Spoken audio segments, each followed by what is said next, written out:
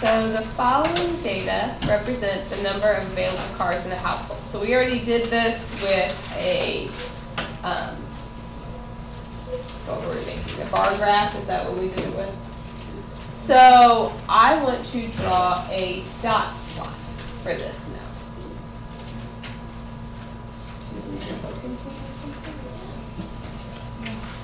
All right, so when we set this up, we did the one for our Pepsi example. So our y-axis, we're not even really looking at a scale there. The x-axis is going to be our number of cars.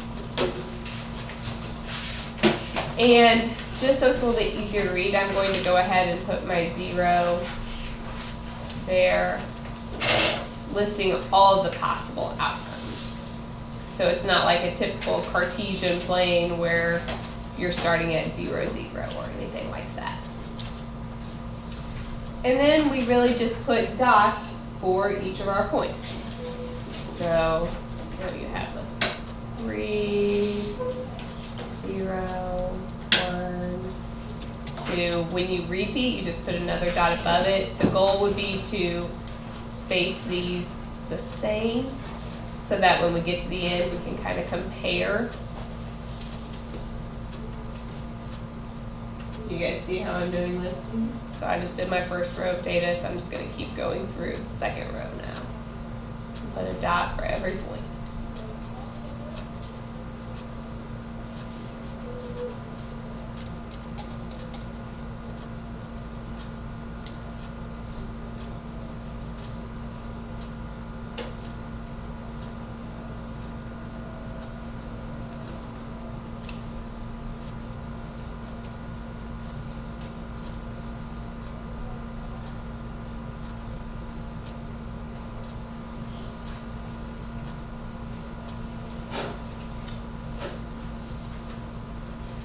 Some benefits to this type of graph.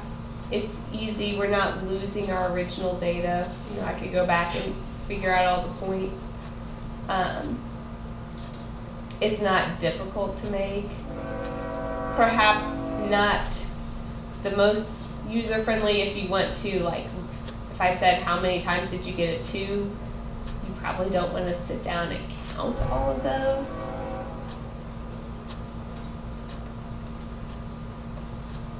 But it does give us a good visual representation. I can look, okay, what's the most frequent number of cars?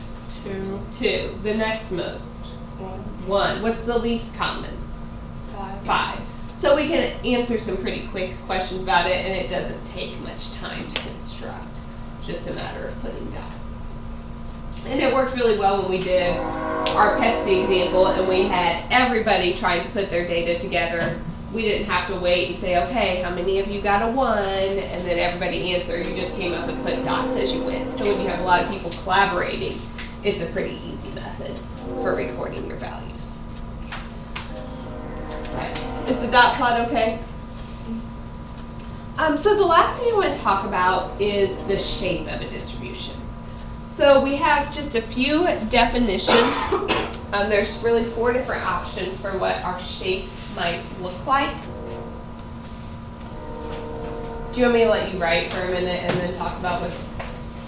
Okay, I'll just give you a minute. Okay. It tells us a lot about our data. In a uniform distribution, everything is evenly spread. So it'd be like a bar graph where every bar had the exact same, or a dot plot where every value had the same amount of dots.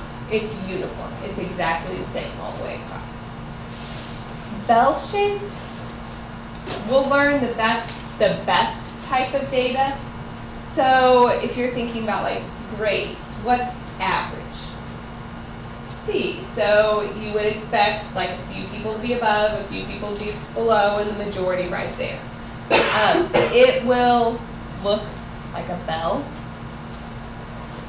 So something like that, where you have the peak in the middle and equal values on each side.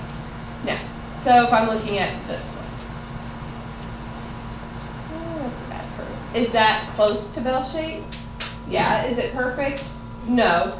And real data is very, very rarely going to be perfect. So it's like our best guess. So this is close to bell shape. We have an obvious peak here in the middle. And we have roughly the same number of points on both sides after that. Skewed right says the tail to the right is longer than the tail to the left.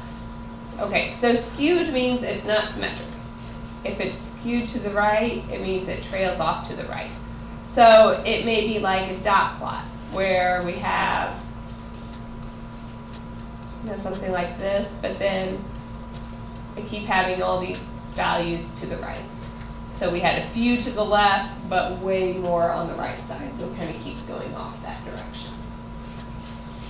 Skewed to the left would be the opposite. So you have a bunch of values to the left of your peak and only a few to the right. Or a dot plot where we had more values before we got to our peak than after. So the last thing I want to do is just look at a few and make sure we can identify from a picture what it is. So these are just some pictures of bar graphs. I think, did I give you guys this slide? I did not, I apologize. Just showing you in a bar graph what they might look like. So that's uniform. This is roughly bell-shaped. It's not perfect, but it's close. We've got our center peak, roughly the same number on each side. This one, you see here's our peak and we have it extending way off to the right, so that's skewed to the right. Here our peak is way down here and it's a lot of values to the left of that, so that's skewed to the left. So the very last example I have on here. So this is the Old Faithful example in a histogram form. What would this be? Yeah, here's your peak.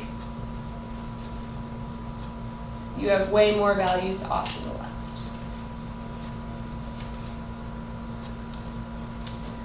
All right, so I am done. Your homework. So due the next time I see you, which is Tuesday, the section 2.1 handout. And then a few book problems from